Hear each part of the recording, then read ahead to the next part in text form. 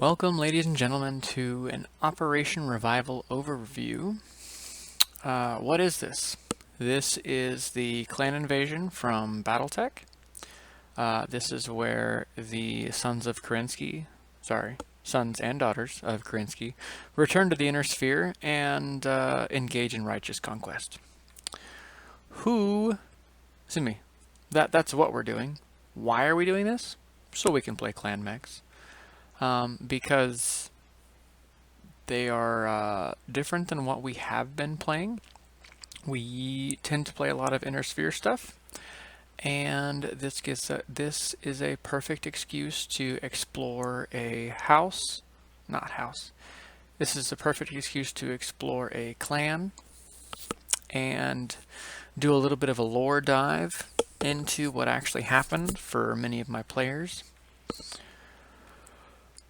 And yeah, it's an era that we enjoy playing. So that's why we're doing the clan invasion. Who are we? We're a bunch of local players in my friend group. We started with the in-person game playing Alpha Strike. We finished that campaign and then decided that I wanted to try some other things out. And prior to finishing that campaign, got introduced to Megamek. And yeah, I figured that my group of players would really enjoy doing this via Megamek and doing it again. So I also added some other friends who I knew used Megamek. So how do we do this? Well, let's start with force construction. We do this handy thing, we use this handy thing called the master unit list. This allows us to set up all kinds of units.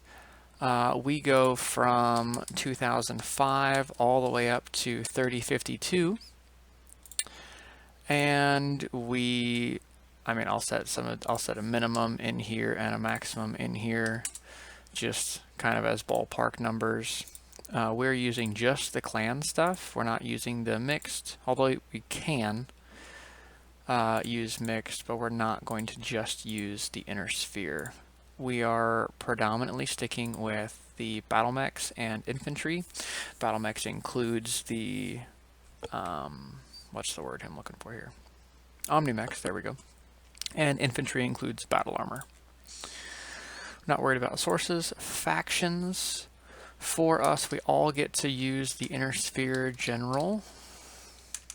It would help if I could spell.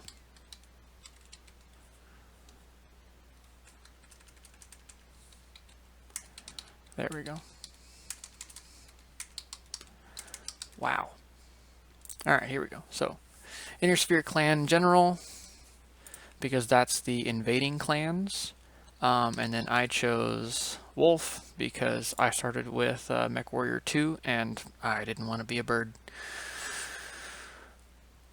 You can go into the subtypes and choose Battle Armor, Battle Mech, but if you do that, you also have to go down and click on Omnimech. So I just leave that one alone. Production era, not worried about it. Availability era, we go with Clan Invasion. And then we go through here and we find all the wonderful machines that fit that bill. Some of us are playing a little bit more strict in that we'll start with 3050, and that changes our availability a little bit, because now I have 172 units instead of a little bit more, 189. So I miss out on some. I don't think any, oh no, there are a few that come in 3051. So that is essentially how we're creating availability for lists. I've also done a whole bunch of work with some random assignment tables to make them a little bit more digestible. I'm going to go to mine, go all the way to the top. Nope, I didn't put those in here this time. Anyway, let me see about in here, because I know that I have them in the other clan invasion campaign that I did. Go wolf. I'm going to go all the way to the top. I grabbed their random assignment tables, and then I sorted everything by which units. These are percentages of how many were used according to the random assignment table. This particular set of numbers and data is for Clan Wolf. So they bring a lot of Timberwolves and a lot of Timberwolf A's. I like running the Timberwolf D, but that's because I'm weird and there's history there. But yeah, that's how we figure out which machines are available. We don't use this so much. If I wanted to run really close to what is considered canon, I would stick to these. But what I absolutely stick to is what's available in the master unit list. And we use, when doing this, we will build our lists with the Alpha Strike Force Builder because we were using Alpha Strike prior to this, and it's way easier for us to be able to create lists and go off of all these things.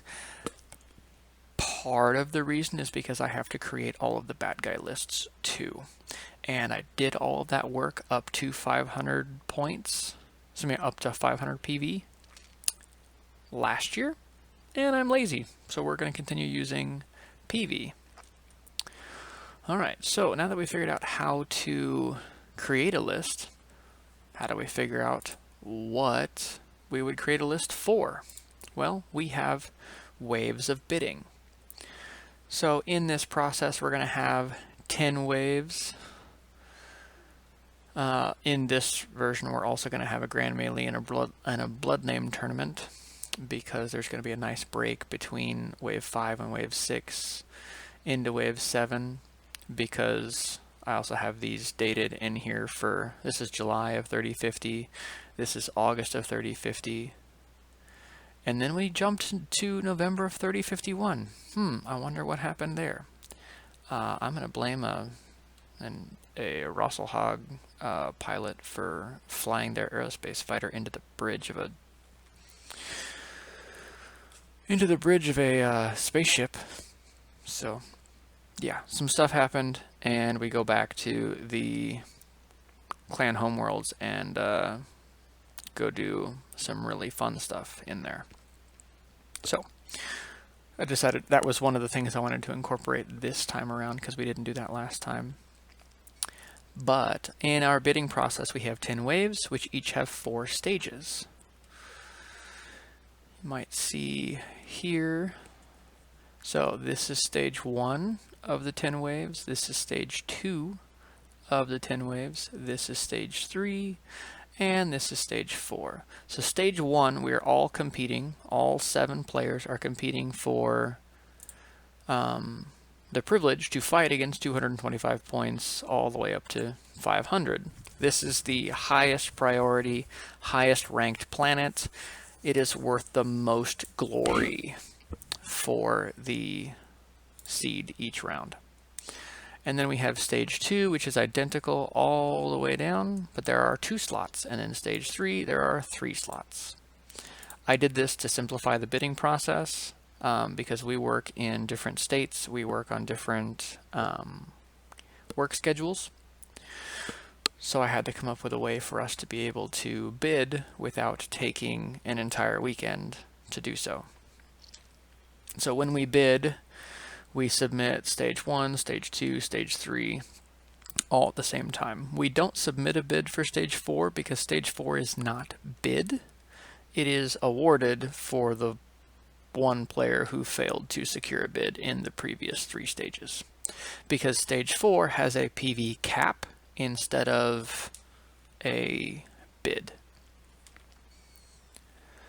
And each wave is going to get progressively higher in its point value.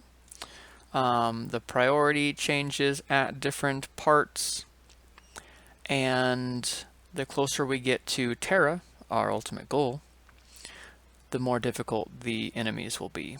The higher skill they will have, the better mechs they will have available.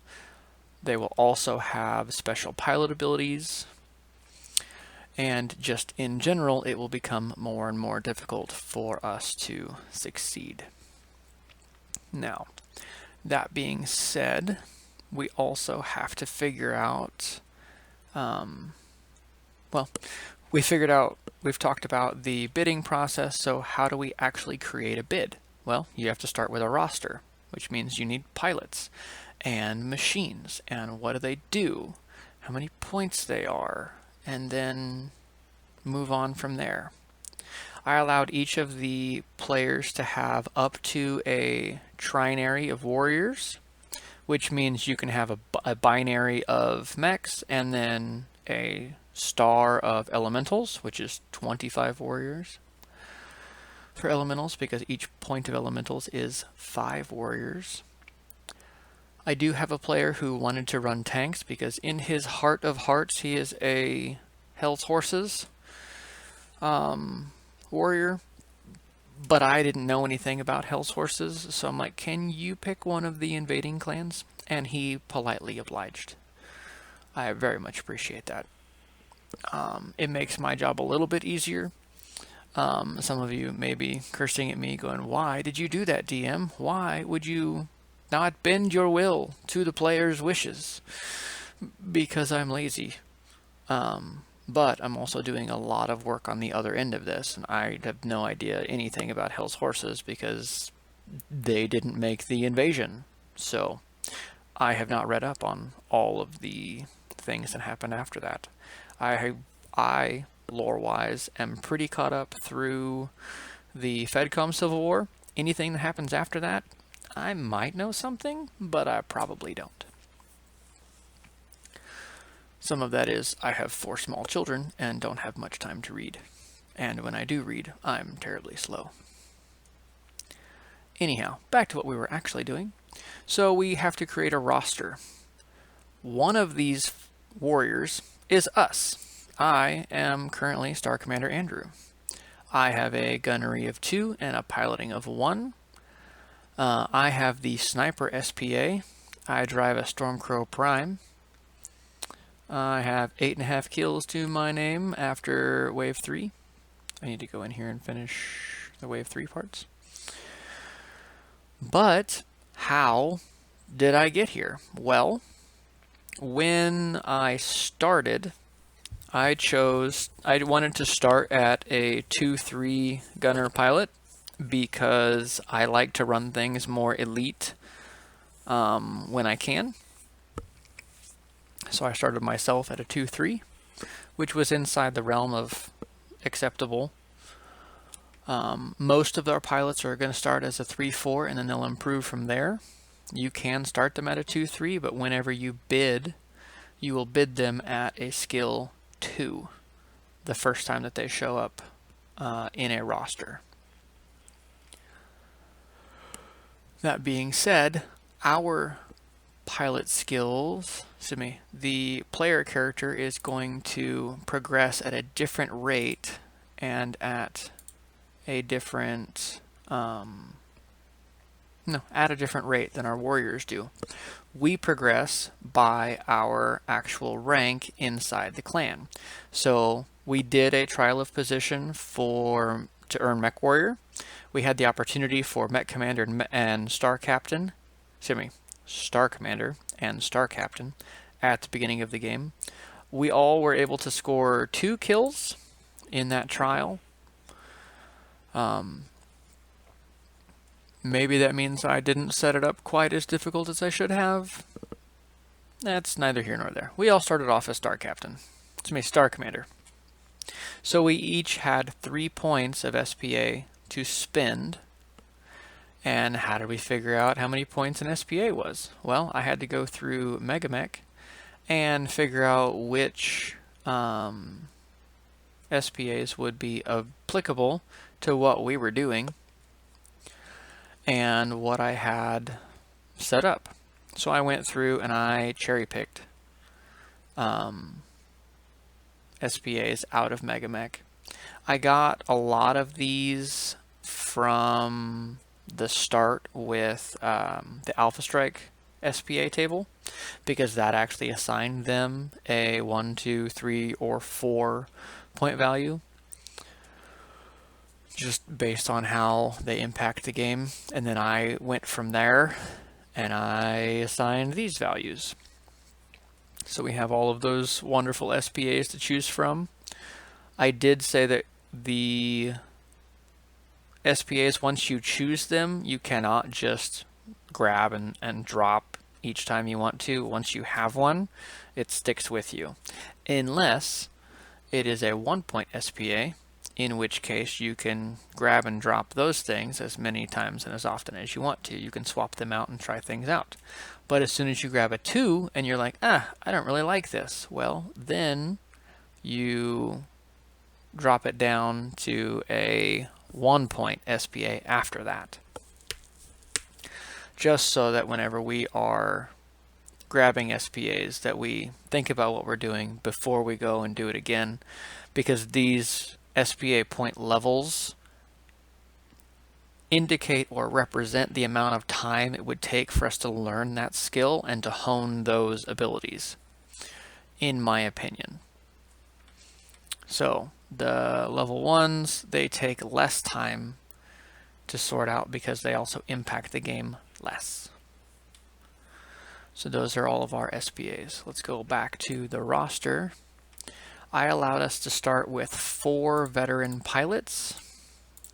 And my veteran pilots, between our 4 veteran pilots, they were able to spend up to 6 points in SPAs. So that could be 2 of them have 3s and then the other 2 have 0s.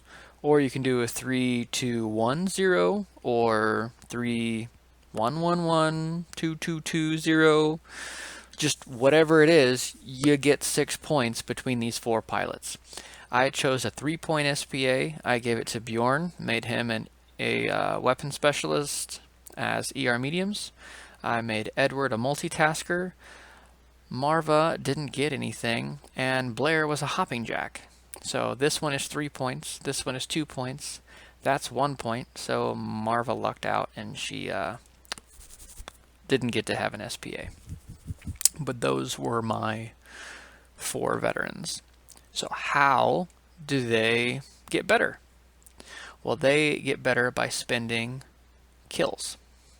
Essentially, they go on missions, they get some experience, so we're going to represent that by kills on the battlefield. Some of you are probably wondering, all right, 2, 3, 4, 6, why did that jump to 9?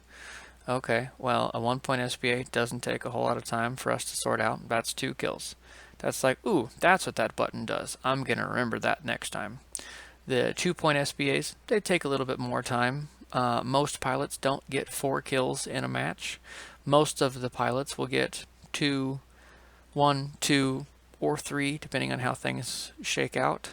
Most of them aren't going to get 4. So it's going to take them more than 1 fight, most of the time, to get 4 kills. 6 kills, that takes more of an investment, probably 2, maybe 3 matches before they'll get that many. And then 9. These are the SPAs that impact the game most. Like Human TRO. This is a +1 on a critical hit rolls versus a particular type of enemy. Or a -2 modifier with one type of weapon. Or reducing your range penalties in half. Those kinds of things have a pretty big impact on the game for that warrior. Now, some of these SPAs have a little bit easier way to go, in that some of them actually build into others. So Cluster Hitter, Cluster Master, Sandblaster. Those are a progression. Hopping Jack to Jumping Jack. Again, that's kind of a skill tree. Same thing with Iron Man to Pain Resistance, or from Range Master to Sniper. Melee Specialist had a bunch of different things that it could have gone into. So Melee Master, Swyhander, and Dodge. I don't know that anybody is using Melee Specialist, Melee Master, Swyhander, or Dodge because we're playing on the clan side and we're adverse to the physical combat of the game. The Inner Sphere players, and by the Inner Sphere players I mean the AI, continually picks up trees and tries to hit us with them. But if you pick a skill, let's use Cluster Hitter, Cluster Master, and Sandblaster for instance. If I go from Cluster Hitter to Cluster Master, well, that's a 1 point to a 2 point. That's from 2 kills to 4 kills. All right, cool. It's a 2 point kill cost to upgrade. But if I want to go from Cluster Master to Sandblaster, that again is another 2 point step because I spent the time to go from Cluster Hitter to Cluster Master and then to Sandblaster. In that, I'm also paying time. So if I start at Cluster Hitter and then move to, let's use Johan for a moment. Johan did not start with any SBAs, but he earned 2 kills in his first time in Wave 2. So after Wave 2, he earned Cluster Hitter. Then he needed another 2 kills, which he got in Wave 3, to get Cluster Master. If I get 1 or more kills in a Wave 4 match, then he will be able to go from Cluster Master up to Sandblaster. But he's paying kill cost and time, as opposed to Bjorn, who could have just gone, oh, I have 4 kills. Cool, now I'm going to go straight to Cluster Master. That'd have been fine, and then he could use his other 2 kills that he got here to go up from Cluster Master up to Sandblaster, because he's spending time in a wave and 2 kills to go up a step. I hope that makes sense. Bjorn is on a very different path. He has a Stormcrow B, which brings 6 ER medium lasers and an Ultra AC-20, so he doesn't really care about the cluster hit table. But the Johan in his Stormcrow C is actually working towards Sandblaster because he brings an LB-10X autocannon, a large pulse laser, and 2 medium pulse lasers, and he does pretty good in that thing. But that is how we can go from a 1 point to a 2 point to a 3 point. If you wanted to go to something like a weapon specialist, that's just straight up 9 kills you got to bank. So like for somebody like Edward, who's working towards a, what's the word here? Working towards weapon specialist or some other 3-point SBA, well, he's got 5 unspent kills. He needs another 4 kills to get there. Now, he did get 7 in his Wave 2 match. But in his Wave 2 match, there was me in my Stormcrow Prime and Troy in a Horned Owl. He was able to do some damage. In that, our kill counts are, you know what, I'll get to that later. So, that's how we develop our mech warriors. We spend kills, they get to improve. We, as the player character, improve a little bit differently. So we can only spend our kills for piloting bumps and gunnery bumps. And we have to spend 4 kills for piloting and 7 kills for gunnery. I made them a little bit more expensive because we don't have anything else to spend our points on. But we can also get quite a few SBAs once we make rank. The other difference between the player character and the warriors is if we encounter something like, ooh, we should be dead because the head of our mech was destroyed, we don't actually die.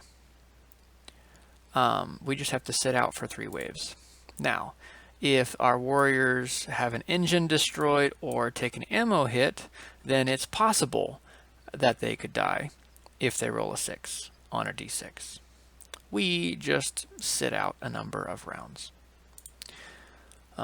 And part of that is quite literally just plot armor, because that's the player character. Alright, when we have players die, not players, warriors die, they basically just get deleted. Like let's say Frederick doesn't make it. Well, I would just delete him and then replace him with a new pilot. And whenever I create a list, my new list would have somebody else in his place.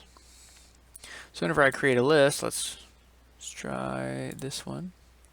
So this is an example of a 125 point list. I think I actually did use this. Yeah, this was wave 1. This was one of the auxiliary missions. This was auxiliary mission number 2. Marva went on that in her adder. Kyle was there in his battle cobra, and Naomi was there in her summoner D. So when that happened, they each came in at skill 3 because that was the skill that they were bid. When we make our bids, our pilots can have a good day and be 1 skill better, or have a bad day and 1 skill less. So it gives you a little bit of wiggle room, because I don't have a whole lot of wiggle room at skill 2, so I'm either going to have a good day and be bid at skill 1, or have a bad day and be bid at skill 3, or just not have a good or bad day and just be bid at my point value. Now some of you are probably wondering, wait a minute, if you're bid at skill 2, well then how does your piloting impact there? It's like, well, that was completely built off of, is spent off of all of our kills. That is the balancing factor there. But whenever we bid for our lists, that is all built off of our gunnery skill. And our gunnery and piloting cannot be more than 2 different. So if I'm skill 3 gunner, I can have at best skill 1 piloting. If I do that, let's say if they're you keep the difference between the gunnery and piloting the same, whether they're having a good day or a bad day. So if Marva is a 3-4, on a good day, she's a 2-3. On a bad day, she's a 4-5, because her gunnery is 1 better than her piloting. Now, let's say Naomi is actually a 2-4. Then on a good day, she is a 1-3, and on a bad day, she is a 3-5, because that's the difference between her pilot and gunnery. So how do we actually play a game? Well, we play it through Megamek, and we have a bunch of different settings that kind of just give it the flavor that we were hoping for. We have things like, let me go find that real quick. Megamek. Okay, we have princess behavior. This is our default behavior, which we're not really using very much anymore. That was just kind of the flavor that made it a little bit more difficult than just straight up middle the whole time. We have some things turned on, like cannon units only, hidden units are off, tac ops firing while prone, tac ops leaping, tac ops backward movement, expanded. Tac ops hold down. The unofficial ejected pilots flee. Special pilot abilities, unofficial conditional auto ejection. So I've asked the players to make sure that they have at least these 4. So cannon units, ejected pilots flee, pilot special abilities, and conditional auto ejection. If they don't have special pilot abilities, then they can't use half of what we're tracking. If they don't have ejected pilots flee, well, that means that the mech warriors eject from their cockpits on some occasions, and then we have to go either stomp them out or shoot them, so that way it doesn't continue to mess with the rest of the fight. It's super annoying, especially since we are just doing the mech fights. We also have allow ammo dumping in lobby and flamers per battle mech manual. So those are some of the things going on with our options. How do we actually play a game? Well, you'll see that I have some color coding going on. I've got a round tracker for each of these things. So let's take my wave 1 match, for instance. So I was in my Stormcrow Prime, Bjorn was in the Stormcrow B, and Blair was in the Nova Prime. So each of us went and attacked these, what is this? 8 machines. So the 3 of us fought the 8 of them. There was a Zeus 6S, an Archer 2S, a Griffin 1S, a Rifleman 3N, a Phoenix Hawk 1, a Megamek S, a Marauder 5M, and a Cyclops 10Z. So when we engaged them, I put the initial of our first names. Well, this one was A for Andrew, J for Bjorn, and L for Blair. Because I couldn't exactly write Stormcrow, Stormcrow, Nova. Sometimes pilots do have different machines, and I just go off of Mad Dog, Ebon Jag, Nova S. This in particular was their variant, so all of these B's represent Mad Dog B, all of these A's represent the Ebon Jag A, and the S's are all the Nova S. I've figured out different ways of doing this each time. Like this one is E for Executioner, V for Viper, and then S for Shadowhawk. As long as it's different for, like I can keep the pilots separated, it doesn't much matter. So A is for Andrew, B is for Bjorn, and then J is for Johan. This is what he did that match. Anyway, back up here. So each round I engage that target is one letter. How that machine died, or its cause of death, is right there. And then I figured out later that I kind of wanted a round count of when I killed the things. And then this actually should be yellow all the way across, because I only got half a point there. So if it's in this teal color, that means it was a solo kill. If it's in this kind of darker color, that means it was interrupted. And then if it was beyond interrupted, it's a party kill. It's not a solo kill. The reason we're paying attention to that is because we have Zelbringen in place.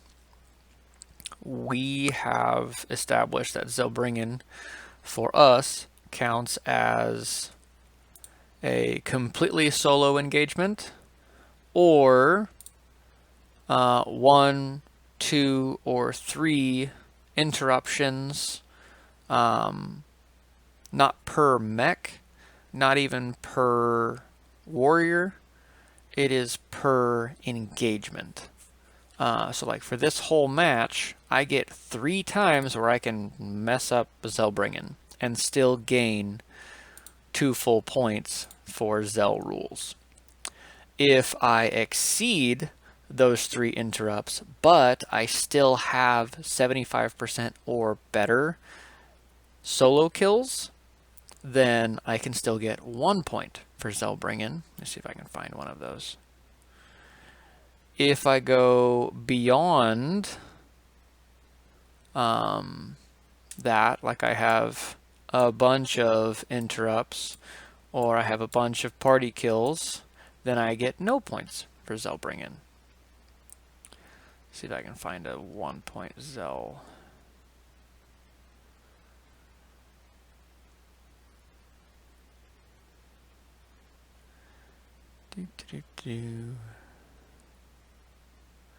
You'll notice that some of these don't have the planet, alive, and Zell in the in that little area there. That's because these like 2.1 and 1.1, these are auxiliary missions, and they're not played for glory. They're just a way for us to use our other warriors, that way they can still get some kills.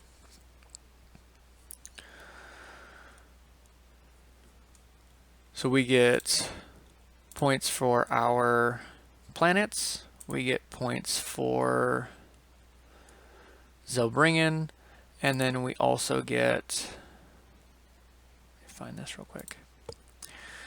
So we get points for the planet, we can get up to 2 points for Zelbringen, and we can get up to 2 points for, what's it called? Just bringing our clan mechs home, because we're saving material. Clans abhor waste. So the more things, the less things we use to begin with, meaning that we have the better bid, and then actually keeping our stuff alive, bringing it home intact, the better we are. So that increases our standing in the clan, which is what the glory represents. So some of the consequences for our fights are sometimes warriors have to sit out a round or two because they got their mechs destroyed. This ice ferret got its engine destroyed, and so did that adder. So each of those warriors had to sit out for 2 rounds, for 2 waves. But now in wave 4, which is what we're going to be doing at the end of next week, they will get to participate again. So how do we prep for next round? Well, I start looking at who's available, which is now all of my whole roster is available.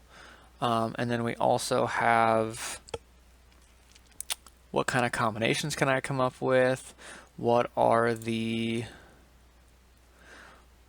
which values am I looking at next round? Along with what are the point values available. So 300 points is the top,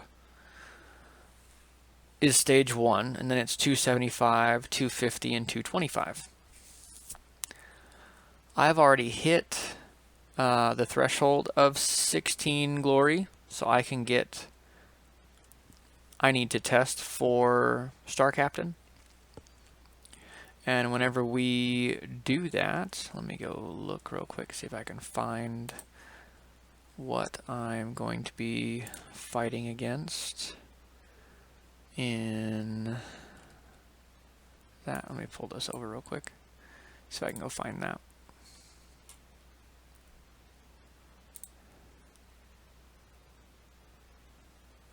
There we go, let me look at this. Here we go.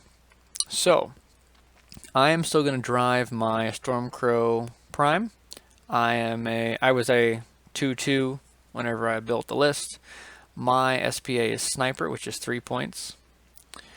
The Shadowcat Prime is a 2-3, but it is also a weapon specialist, so it has 3 points of, what's it called? 3 points of SPAs available. The Vapor Eagle is kind of it's more of a brawler, but it's also like set up for duels. Like that was the whole point of a Vapor Eagle. Not the whole point, but that's what it got used for a lot. And then the Ebon Jag is also here. So the Ebon Jag has 1 more point of SPAs than me. The Vapor Eagle has 2 more points of SPAs, and the Shadowhawk is equal to me in SPAs.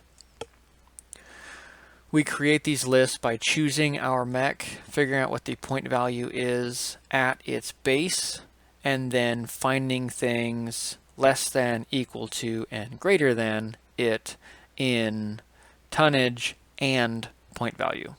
So as long as there are 3 machines, 1 is equal to my weight, 1 is lighter, and 1 is heavier, and I also have something less than me, something more than me, and something near me, it doesn't always work out that that these things work out this nicely. Quick, give me a second, let me go find another one real quick. Here we go. So this was my brother's. So Eric chose the Ebonjag B. So I grabbed something heavier than him. I grabbed something a lot heavier. That's 10 tons. A little bit heavier, which is his near peer, which is only 5 tons, and then something lighter than him, which was, again, 5-ton difference. But he's 47 points at base. This was 47 points at base. So he's got 2 units that are lighter than he is less than he is in point value, but the summoner is heavier than him and the Mad Dog is lighter than him. But again, he had a 3-point SBA. Here's 3 points. Here's a 3 plus a 1. And then that's a 1, that's a 2, and that's a 2. So this guy's got 5, this guy's got 4, and this guy's got 3, where he also had 3. So that's kind of how we set up our trials. What else did I want to talk about? Nope, that was pretty much all the prep that I had for each round. That is, in a 42-minute nutshell, that's how we have been running our campaign.